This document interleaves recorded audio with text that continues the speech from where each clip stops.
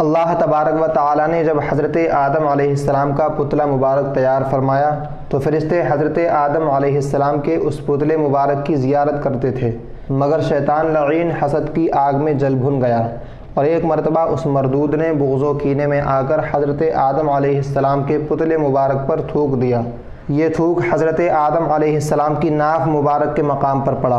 خدا تعالیٰ نے جبرائیل علیہ السلام کو حکم دیا کہ اس جگہ سے اتنی مٹی نکال کر اس کا کتا بنا دو۔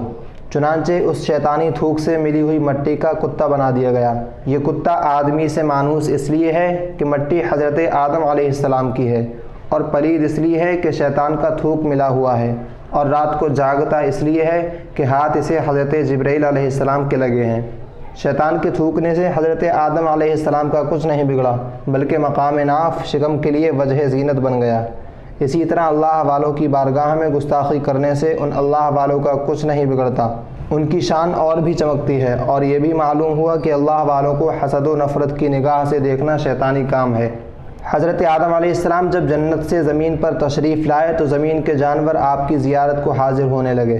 حضرت آدم علیہ السلام ہر جانور کے لیے اس کے لائق دعا فرماتے، اسی طرح جنگل کے کچھ ہرن بھی سلام کرنے اور زیارت کی نیت سے حاضر ہوئے۔ آپ نے اپنا ہاتھ مبارک ان کی پشتوں پر پھیرا اور ان کے لیے دعا فرمائی تو ان میں نافع مشک ہو گیا۔ وہ ہرن جب یہ خوشبو کا تحفہ لے کر اپنی قوم میں واپس آئے تو ہر ہرن کے دوسرے گروہ نے پوچھا کہ یہ خوشبو تم کہاں سے لے آئے؟ وہ بولے، اللہ کے پیغمبر حضرت آدم علیہ السلام جنت سے زمین پر تشریف لائے ہیں، ہم ان کی زیارت کے لیے حاضر ہوئے تھے تو انہوں نے اپنا رحمت بھرا ہاتھ ہماری پشتوں پر پھیر دیا تو اسی سے یہ خوشبو پیدا ہو گئی۔ ہرنوں کا دوسرا گروہ بولا، تو پھر ہم بھی جاتے ہیں، چنانچہ وہ بھی گئے۔ حضرت آدم علیہ السلام نے ان کی پشتوں پر بھی ہاتھ پھیرا، مگر ان میں وہ خوشبو پیدا نہ ہوئی، اور وہ جیسے آئے تھے ویسے کے ویسے ہی واپس گئے۔